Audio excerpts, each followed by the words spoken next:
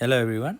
हामी चाहिँ वर्कसिट हेरिरहेका छौँ र वर्कसिटमा हामीले योभन्दा अघिल्लो क्लासहरूमा चाहिँ वर्कसिटको मात्रै कुराहरू गरेका थियौँ अथवा वर्कसिटमा चाहिँ ट्रायल ब्यालेन्सको आइटमहरूलाई कसरी प्लेसमेन्ट गर्ने भनेर हेरेका थियौँ।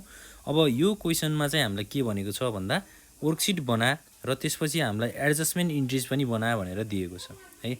एउटा त पहिला वर्कसिट बनाउनु पर्यो, त्यसको लागि हाम्रो फर्मेटहरू पनि तयार भइसकेको छ हैन। अर्को चाहिँ हामीले के पनि बनाउनु पर्ने छ त यसमा एडजस्टमेन्ट इन्ट्रिज पनि बनाउनु पर्ने छ। अब त्यसको लागि चाहिँ हामीलाई फर्स्टमा वर्कसिट बनाउनु पर्यो। वर्कसिटको लागि हामीले यहाँ फर्मेटहरू पनि तयार बनाइसकेका छौँ।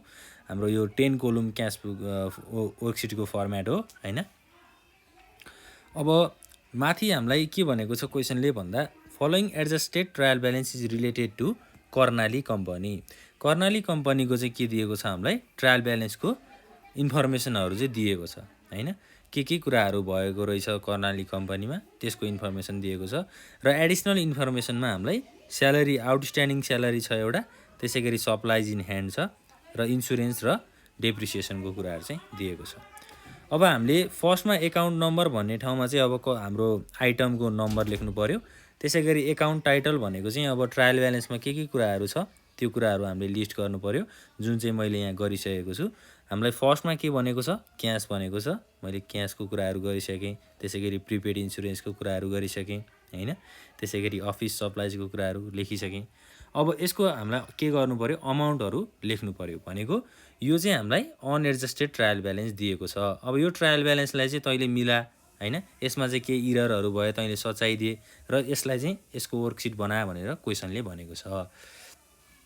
अब क्यासको हाम्रो डेबिट साइडमा कति छ 5000। यो कुराहरू सबै हामीले के गर्ने त एज इट इज यहाँ कपी गर्ने भनेको क्यासमा 5000 छ त्यसलाई डेबिट साइडमा कपी गर्ने हैन। त्यसै गरी अब प्रिपेड इन्सुरेन्स 4000 डेबिट छ, 4000 डेबिटमा भयो हैन।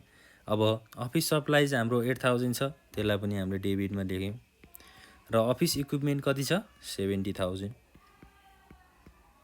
त्यसै गरी अब एक्युमुलेटेड डेप्रिसिएसन भनेको चाहिँ के हो है, यो चाहिँ अहिलेसम्म यो कर्णाली कम्पनीमा भएको सामानहरूमा लागेको डेप्रिसिएसन।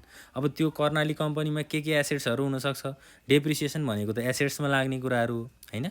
जस्तै अब त्यहाँ फर्निचर हुनसक्छ हैन, त्यसै गरी मेसिनरी हुनसक्छ अथवा अब थुप्रै अरू फिक्स एसेट्सहरू हुनसक्छ, ल्यान्ड एन्ड बिल्डिङ हैन।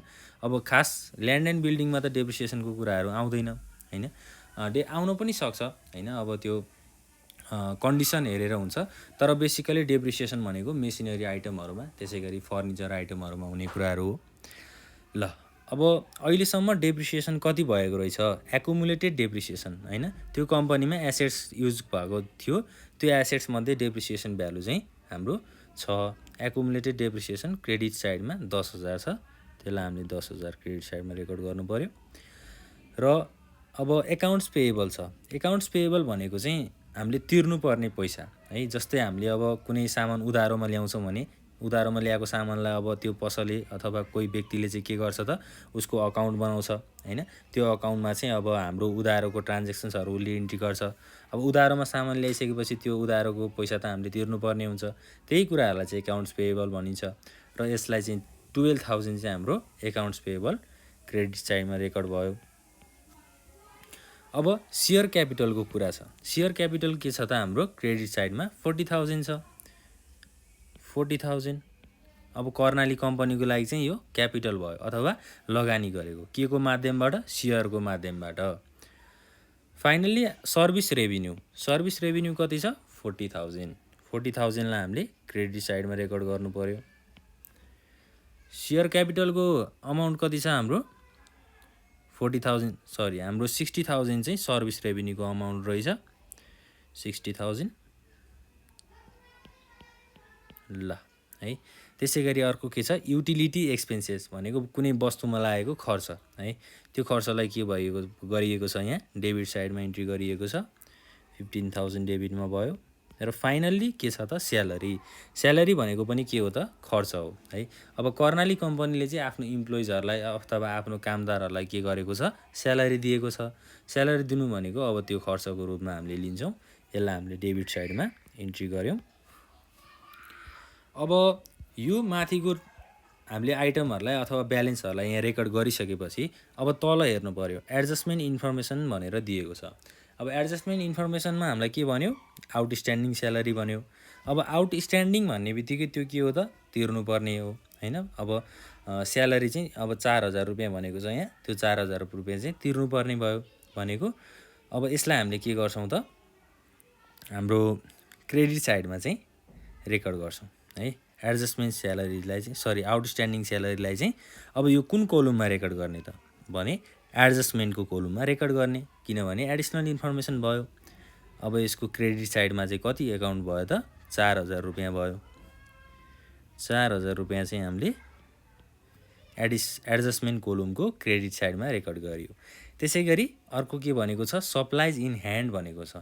अब सप्लाइज इन ह्यान्ड भनेको चाहिँ के हो त यसको इक्जाम्पलमा चाहिँ अब कुनै अफिसमा जस्तै इमिडिएट युजमा चाहिने सामानहरू, अब अफिसमा त के चाहिन्छ त जस्तै अब पेन, यो चाहिँ एउटा इक्जाम्पल है, पेन पेन्सिल अथवा स्टेसनरी सामान, अरू थुप्रै स्टेसनरी सामानहरू हुन सक्छन् हैन, त्यो कुराहरू छ।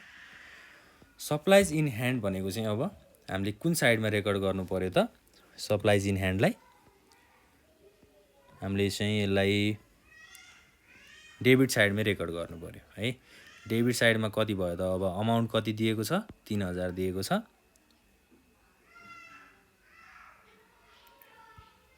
Supplies in hand 3000। त्यसै गरी अर्को के छ प्रिपेड इन्सुरेन्स एक्सपायर्ड भनेको अब यो चाहिँ इन्सुरेन्सको लागि भएको खर्च है।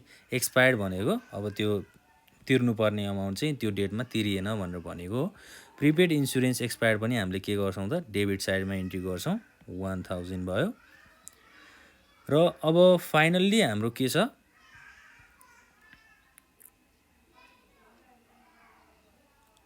यो डेबिट साइडमा हुनुपर्ने क्रेडिट साइडमा इन्ट्री गरेर आएको रहेछौँ है।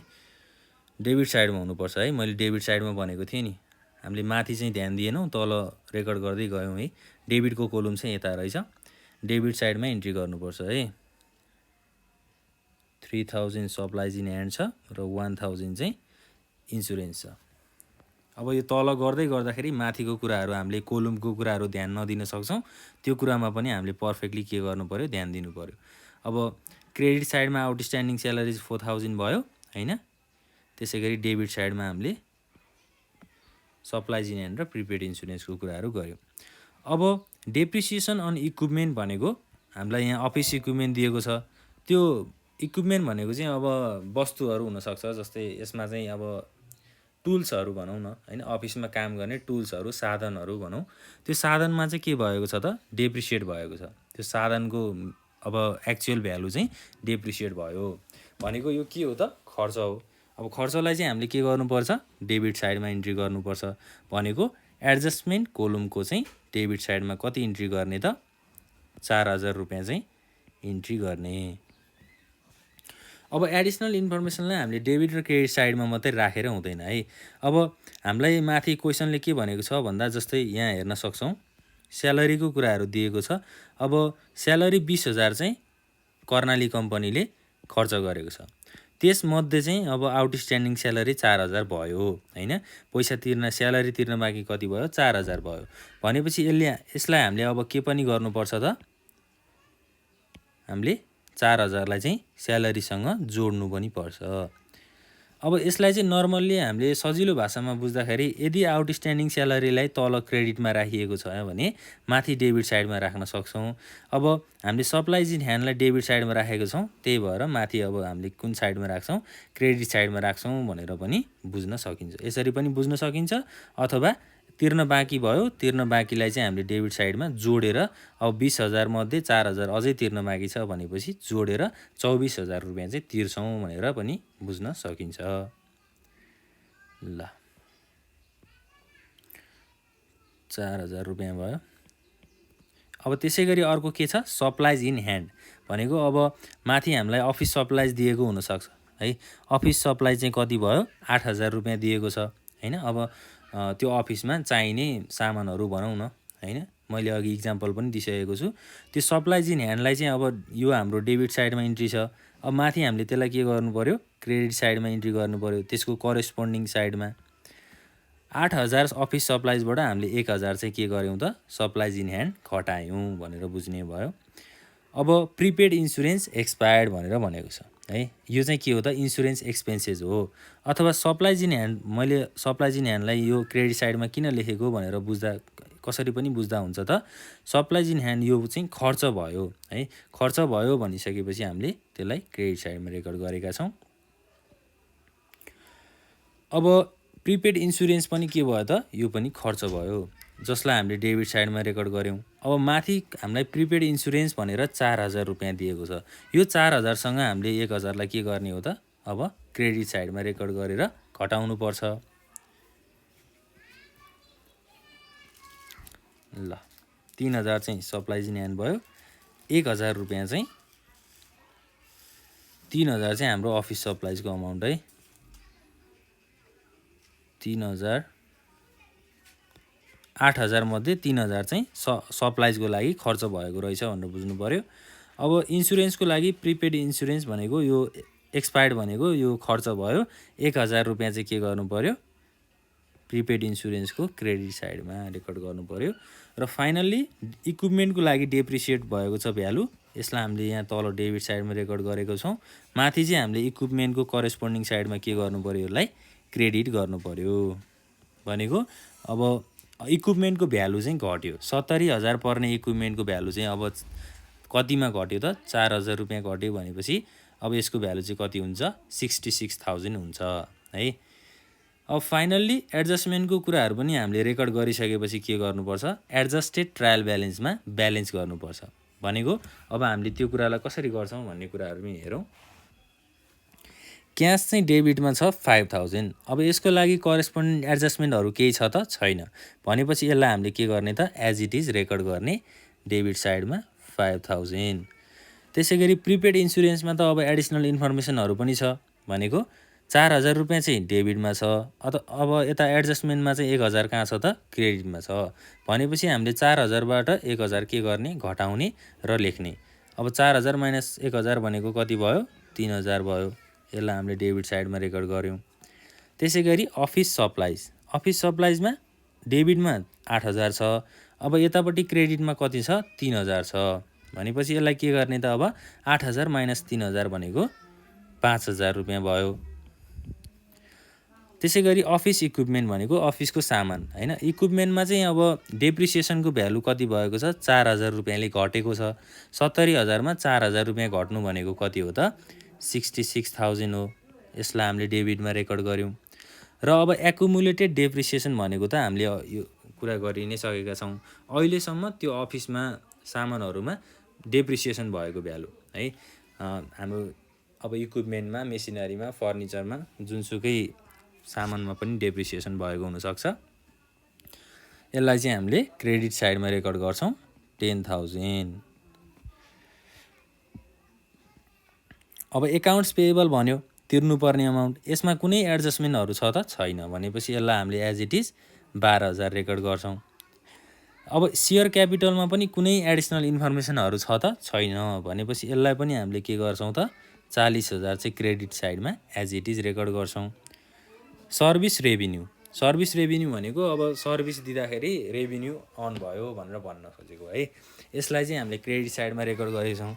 रेभिन्यूमा अब कुनै पनि एडजस्टमेन्टहरू छैन अथवा एडिसनल इन्फर्मेसनहरू छैन भनिसकेपछि यसलाई पनि हामीले एज इट इज 60,000 चाहिँ क्रेडिटमा रेकर्ड गर्छौँ। र अब युटिलिटी एक्सपेन्सेस भनेको कुनै पनि वस्तुमा खर्च भयो है, युटिलिटी एक्सपेन्सेस भयो।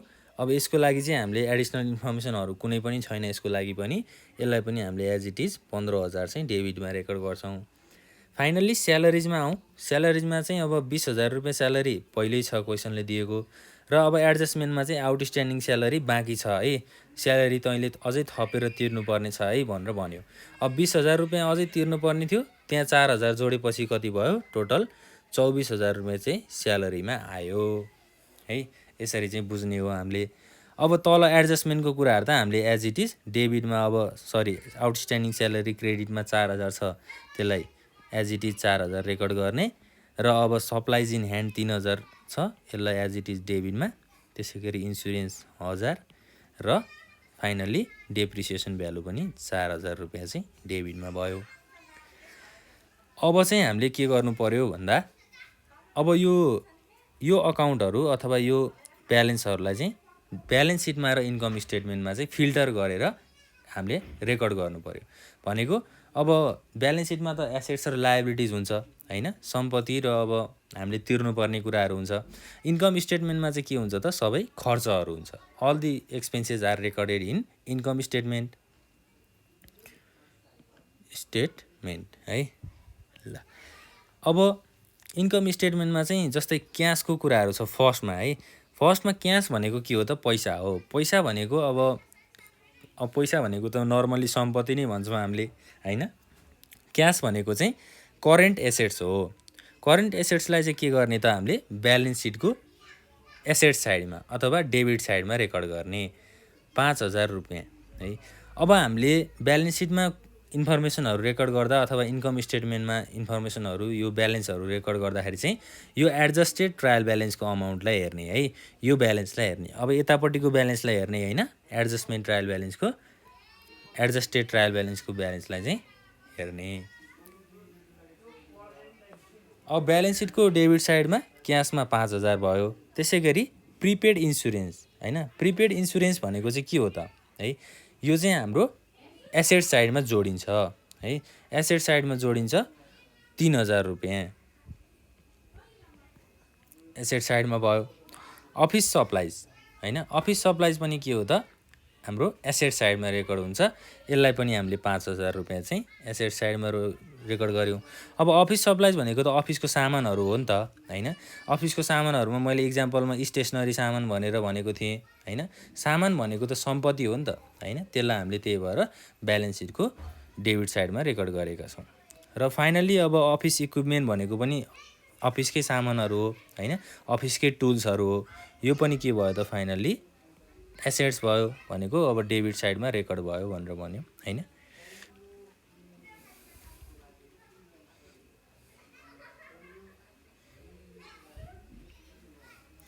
र अब हामीलाई के भनेको छ अरू भन्दा एकुमुलेटेड डेप्रिसिएसन भनेर भन्यो है।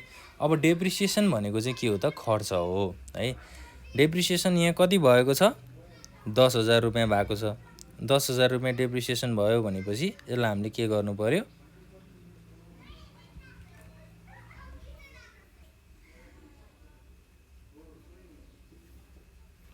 10000 यहाँ भयो हैन। त्यसै गरी डेप्रिसिएसन अन इक्विपमेन्टको कुराहरू भएको रहेछ यहाँ